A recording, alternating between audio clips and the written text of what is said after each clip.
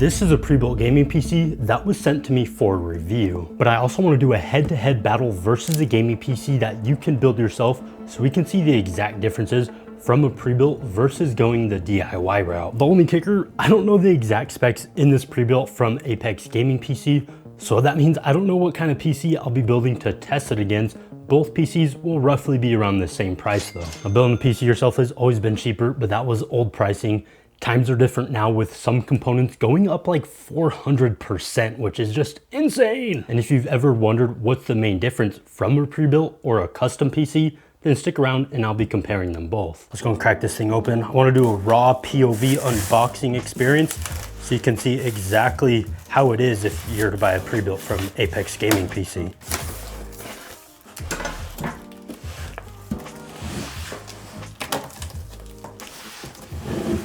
I'm guessing this is the model of the pre-built.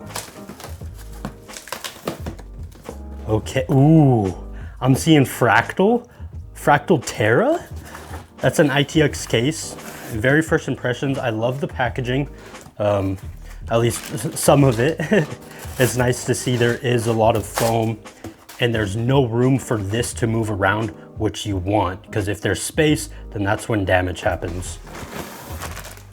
Looks like we have a little bag of goodies here. What else is in here? Some extra parts, looks like power supply cables, another piece of foam. All right, let's grab this bad boy out.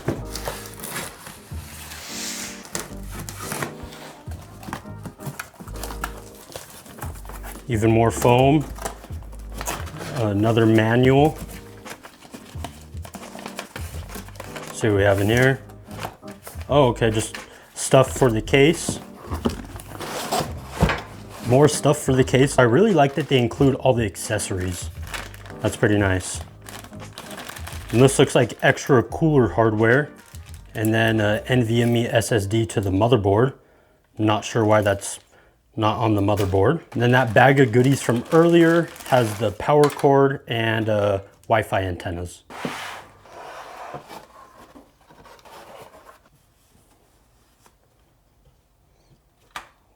Okay, there we go. Oh, yo, this is actually my first time holding a Fractal Terra in my hands. This is one of the cleanest PC cases I have ever seen, and the build quality in hand actually feels insane. Lay it down on that little dust bag. And it looks like they even have more foam inside to protect all the little shifting, which is really nice. I actually don't know how to open this up, so I'll be back when I figure that out. Okay, I was being a straight up bot. You just lift up easily like that and they open up like butterfly doors. Same thing on the back. Really cool. Take out that extra foam. I'll have some close-up B-roll of this PC, but my first impressions, it's actually really nicely put together, like professionally built. So it looks like something I would have built myself. And all of Apex Gaming PCs are hand-built and fully tested in Houston, Texas. So it's fast shipping and reliable service. And earlier I was questioning why the M.2 heatsink wasn't on. They actually have an upgraded one installed, so very nice. Let's power this on so we can see what kind of specs we have. Press the power button. Okay, I see the GPU fan spinning. Let's actually go and open this up. This case is really cool.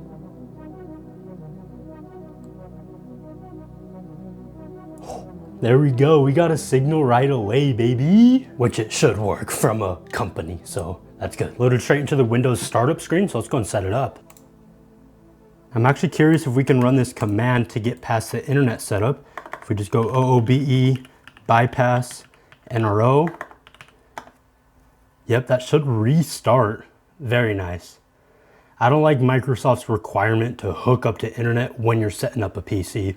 So you can run that command and it will restart. So yep, it just restarts back to the Windows startup screen. You should be able to get through this without having to connect it. And yep, right there, I don't have internet. All right, we made it into Windows. I'm not a fan of this custom wallpaper. I would like to see nothing, but it is nice that they have their support right here in case you have any issues, so you can easily contact them. With the PC open, we can kind of get a glance at the specs. We know we have an NVIDIA GPU. Let's load up the task manager. Oh, we have a Ryzen 7 9800X 3D, 32 gigs of DDR5 RAM at 6,000 megatransfers per second, NVMe SSD. It looks like a 4 terabyte drive. This thing is a beast, dude. It's gonna hurt my wallet to build something comparable to it. Then we have an RTX 5070 Ti with 16 gigs of VRAM. This thing is a powerhouse, packed all inside a little compact, almost like a shoebox, all this power. It's insane. I'm gonna install some games on it so we can test it out. I'm also gonna look for some parts to build the computer so we can compare it against. The very first thing I wanted to check is how much bloatware they have installed or lack of. It's basically a fresh install with no unnecessary software. They should have deleted Copilot. I even checked control panel, and yeah, it's a super clean install of Windows 11, which you love to see. Another thing I liked is the fact they have a quick start guide that's located on the outside of the box. You just scan the QR code with your phone and it brings you straight to their website for any help you may need. Speaking of website, this PC is $4,000 on their site, which you already know by the title. Is it expensive? Yes, but that's unfortunately the current state of gaming PCs right now. I actually found the value of all the parts listed in the pre-built, added them up, and it came under $3,000, so kind of a big premium, but it's a high quality gaming PC that's ready to go out of the box. And it being an ITX rig, these take longer to build and more skill to assemble with the tight spaces. So what do you think? Is it overpriced? I have some Warzone loaded up. Let's go and check out the performance. I'm actually really curious about the temperatures, and so far the CPU and GPU's at 80C, CPU's at 68, which is really good because we have a beast of a CPU and it's on a little air cooler. When I get on the floor, I will show you the settings I'm using, but it is at 4K. So oh my goodness, keep that in mind with how smooth the gameplay is right now. Pop into the settings. Here we go at 4K, and I selected the extreme preset. So literally everything is basically max, and I'm not using any NVIDIA frame gen or anything like that. Now, if I was actually playing this game for fun and to get more FPS, I would definitely drop it down to 1440p, but I just want to see how well this computer actually plays the game, handles everything. So we're going to be running tests at 4K. Start our little FPS counter. You can see the average and the 1% low. It is playing really smooth, man. Another thing I want to mention is that before even playing this game, in any game, I'm stuck. Oh, I think, am I lagging? I don't think this is the computer. I think it's a network issue, but I'm stuck here. Let's see if I can shoot that guy. Yeah, my mouse isn't even... Okay. That was a network issue. We're back. Okay. That was pretty bad lag. We know it isn't the PC though, because we see the 1% low. It would have dropped to like 1 because that was, or even 0. That was 0 frames per second, but that was just lag. And I'm only in the casuals mode because I'm a straight up casual. So if you see a lot of bots, it's because they probably are. That guy was real. He tried. I tried harder. Alright, this PC, man, it's running really smooth. CPU heat got a little hotter. It's at 77 degrees right now. RAM usage is about at half. We're using 16 gigs right now. So 32 is definitely not really needed, but if we had 16, it wouldn't be using 16 gigs like it is now. So we'd probably lose some performance there. Got him. Another one. Yeah, he's a bot. Did you not hear me over there? Poor guy. Bop.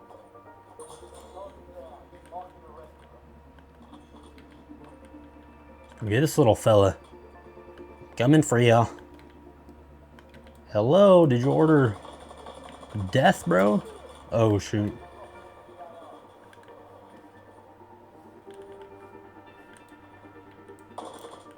I thought that was a person, dude. Got him. That's hilarious. Whoa. What are you doing? Thanks for the kill. All right. Yeah, that's a bot right there. Oh. I'm really impressed though. I mean, 4K max settings. This is also 32-inch OLED, so we're getting a really good experience right now. And our average FPS is 94, 1% low is 70. So, I mean, nothing to complain about. Oh shoot, I was trying to do my finishing move on him, man. It wasn't working, he almost got me. Almost got. Oh, someone's sniping. Sniper, no snipey. Aw, man. Dora the Explorer. Why is that? Pablo, man. Well, first game on this little ITX PC. I'm really happy with it. Temps stayed in a really good range, and it didn't get that loud. I mean, you can obviously hear it because there is fans in there, and it's super compact and it's really well vented, but it's not obnoxious at all. Here's a closer look at the gameplay in Warzone. I was actually curious how much of an impact frame gen would have, so I turned it on, and then we averaged 132 FPS with the same exact settings. In Cyberpunk, I ran the in-game benchmarking tool to keep it simple, and it's easy to compare the results. I set it at 4K with the ray tracing overdrive preset, and this really tested the system. It only averaged 52 FPS with a 1% low of 43. Numbers are kinda low, but it was still smooth, and don't forget, it looks great. I would have liked to see at least a 60 FPS average, so I ran it again, but this time with frame gen enabled, and we saw a nice boost in performance. In Arc Raiders, I ran around for a bit with maxed out settings. They actually call it their cinematic preset, and they weren't lying. This game looks crispy at 4K. DLSS was enabled and set to quality, so it rendered a little lower than 4K, and I used the transformer model. PC ended up averaging 75 FPS with a 1% low of 55.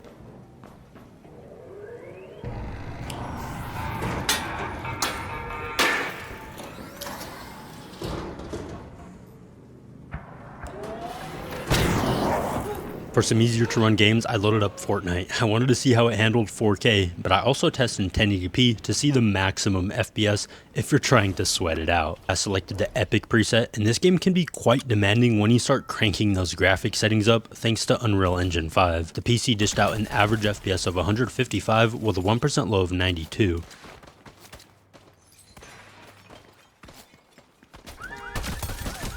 Now in 1080p, I tested with performance mode all low settings except the view distance was set at far and the render resolution was at 100%. It dished out an insane 559 FPS average with a 1% low of 259. When you're getting this many frames, it's quite dependent on the CPU, so good thing we have the 9800X 3D.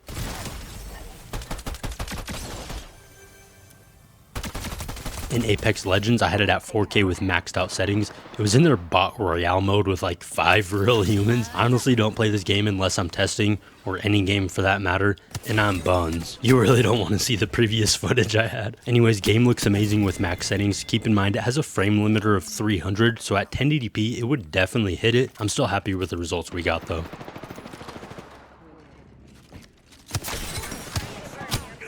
In Valorant, I went straight to 1080p, but still kept it at high settings because this PC is already overkill, so I figured we don't need the extra help from low settings, and I was right. The average FPS was 827 with a 1% low of 476. If you're trying to go pro in Valo, then this pre-built will take you there, so long as you have more skill than me. So far, I have no complaints about this PC other than the price, but it's built really well and it performs like a beast. Here's the PC I built to compare it against. Let me break down the specs and explain some differences. So one of the key differences between a pre-built and a custom build is the flexibility you get when it comes to choosing the parts. With a pre-built, you're just stuck with what the company pre-configured the PC with, but a custom build, you have full say over all the components. For instance, I really don't need a super strong CPU or the newest generation, so I actually went with the Ryzen 7 7800X 3D to save some money. That allowed me enough room in the budget to fit an RTX 5080 in the build, and another difference is you can pick and choose which parts you want to buy new or used to save money in a custom build. I know some people really only like buying new, but with PCs it really doesn't make sense to avoid the used market, especially now. I mean, I love saving money and getting a great performing PC at a good price. The 7800X 3D cost me around $275 and the RTX 5080 was around $1100, both from eBay. Just look out for those scams with high-end GPUs where they remove the core and VRAM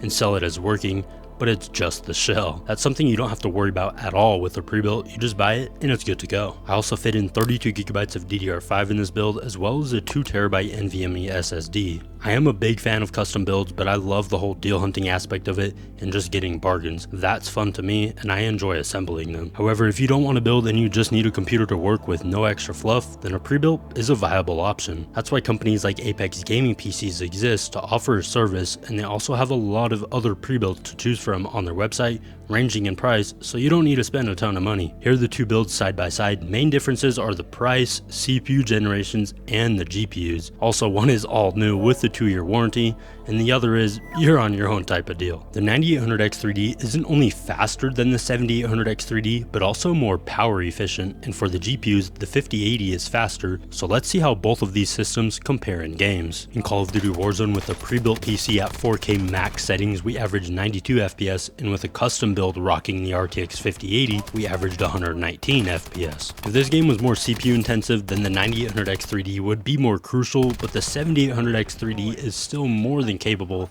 and doesn't hold back the 5080.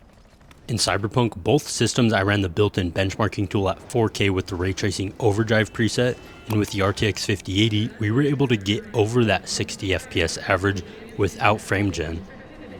In Fortnite, this is where things are a bit different. I'm comparing the 1080p performance mode results, and like I said, it's a CPU intensive game when you're rendering this many frames, so that's why we're seeing the weaker GPU beat the 5080. The pre-built has a stronger and faster CPU. It's actually pretty cool to see about 100 FPS difference between them. It's the same in Valorant. Both systems are at 1080p with high settings, and with the pre-built, you can see it's maintaining a higher FPS average even though it has a weaker GPU. It's essentially better at understanding what the GPU is saying. Don't get me wrong though, both results are really good. The 7800X3D just can't comprehend as fast. So what are your thoughts? I'm happy with both these computers, but who do I think a pre-built is best for? If you're a professional who needs a desktop PC for work like video editing, streaming, trading stocks, etc., but you don't want to go through the hassle of building it, or even if you're just a normal human who wants a gaming PC but you don't want to dive headfirst into the hobby of learning parts, building, and even troubleshooting, then this is the option for you. If you buy a pre-built, it's ready to go out of the box with no experience on your end. As long as you know how to plug it in and turn it on, then you're good. But say you do want to learn the hobby of PC building, then go right ahead. That's the best thing, is you can choose what you want to do. I'm genuinely impressed by the quality from Apex Gaming PC. They used all well-known parts and none of them are proprietary like what you see with other pre-built companies. Another thing that separates them is their system engineer program. How it works is either before or after someone buys a PC, their team takes the time to learn exactly what they will be using it for, like gaming, streaming, or any other professional workload, and they recommend you a system best suited for your needs, instead of just trying to get you to spend the most amount of money. If you need a PC that just works with no issues and you want a way to escape and play some games for a little bit, then check out Apex Gaming PCs with the link below. Big thanks to them for sponsoring this video. Smash a like if you enjoyed it, subscribe if you want, and I will catch you in the next one. Peace.